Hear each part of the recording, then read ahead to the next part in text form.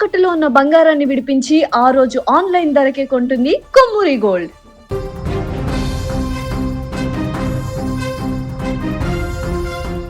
ఇటీవల కాలంలో వరుస హెలికాప్టర్ ప్రమాదాలు ప్రపంచవ్యాప్తంగా ఆందోళన కలిగిస్తున్నాయి. గగనతల ప్రయాణాల్లో చోటు చేసుకుంటున్న ఈ వరుస విషాదాలు ప్రయాణికులను భయాందోళనకు గురిచేస్తున్నాయి. తాజాగా ఇండోనేషియాలో జరిగిన ఘోర ప్రమాదం మరోసారి హెలికాప్టర్ విమాన ప్రమాణాల భద్రతపై ప్రశ్నలు లేవనెత్తింది.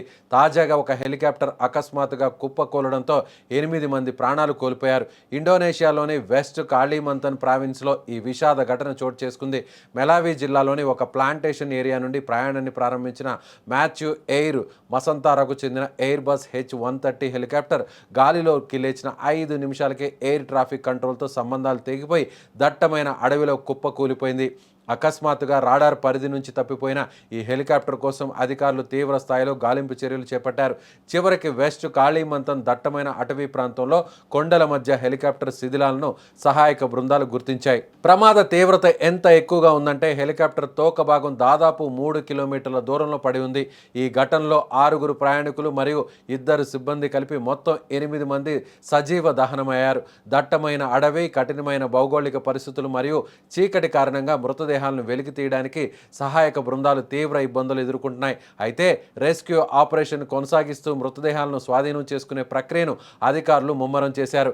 హెలికాప్టర్ ప్రమాదానికి గల కారణాలు ఇంకా స్పష్టంగా తెలియరాలేదు. టెక్నికల్ లోపమా లేక వాతావరణ పరిస్థితుల ప్రభావమా అన్న కోణంలో అధికారులు ఇప్పుడు దర్యాప్తు చేస్తున్నారు.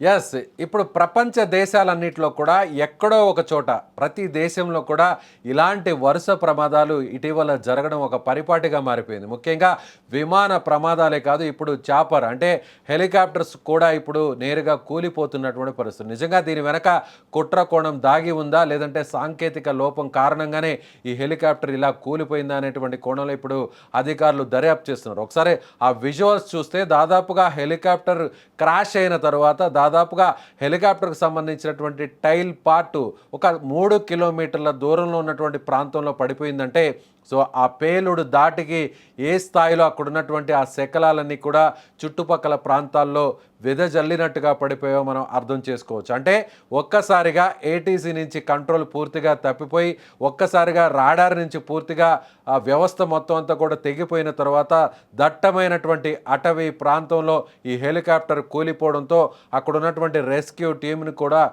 అలర్ట్ చేసింది అక్కడ ఉన్నటువంటి ప్రభుత్వం, అలాగే డీజీసీఏ. అయితే వెంటనే రాత్రి సమయం కావడం, అలాగే ముఖ్యంగా అటవీ ప్రాంతం కావడంతో అక్కడ ఉన్నటువంటి వారిని రెస్క్యూ చేయడానికి, చనిపోయినటువంటి మృతదేహాలను గుర్తించడానికి, అక్కడి నుంచి తరలించడానికి కూడా చాలా తీవ్రమైనటువంటి ఇబ్బందికర పరిస్థితులు అయితే ఏర్పడ్డాయి. ముఖ్యంగా మన రాష్ట్రంలో, మన తెలుగు రాష్ట్రంలో మాజీ అప్పటి దివంగత CM YS Rajasekhara Reddy time నుంచి కూడా వరుసగా హెలికాప్టర్ ప్రమాదం అనగానే మనకి ముఖ్యమంత్రి రాజశేఖర రెడ్డి ప్రమాదం గుర్తొస్తుంటుంది. కర్నూలు జిల్లాలో జరిగినటువంటి ఆ ప్రమాదం ఇప్పటికీ కూడా ప్రజల కళ్ళ ముందు మెదులుతూనే ఉన్నటువంటి పరిస్థితులు. ఆ తర్వాత మన ఆర్మీ చీఫ్కి సంబంధించినటువంటి ఇండియన్ ఆర్మీకి సంబంధించినటువంటి ఒక హెలికాప్టర్ కూడా కూలిపోయినటువంటి పరిస్థితి మనకు తెలిసింది. ఇలా వరుసగా జరుగుతున్నటువంటి ప్రమాదాలు ప్రతి చోట ఎక్కడో దగ్గర ఇలా కొంతమందిని బలి తీసుకుంటున్నటువంటి పరిస్థితి చాలా స్పష్టంగా కనిపిస్తుంది.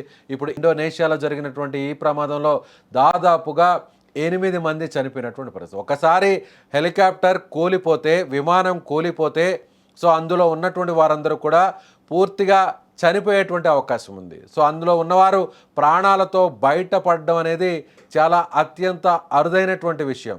అందులో ఉన్నవారు ప్రాణాలతో బయటపడడం దాదాపుగా అసహజం.